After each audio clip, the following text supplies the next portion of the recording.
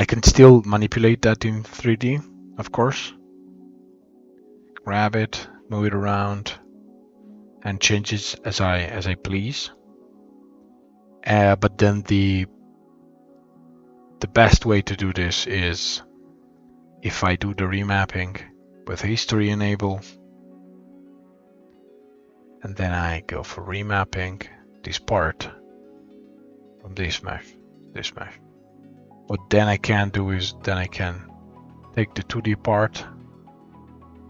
I'm just gonna move it a bit. And as you can see, when I move it, it's also updating in the 3D. I move it quite drastically.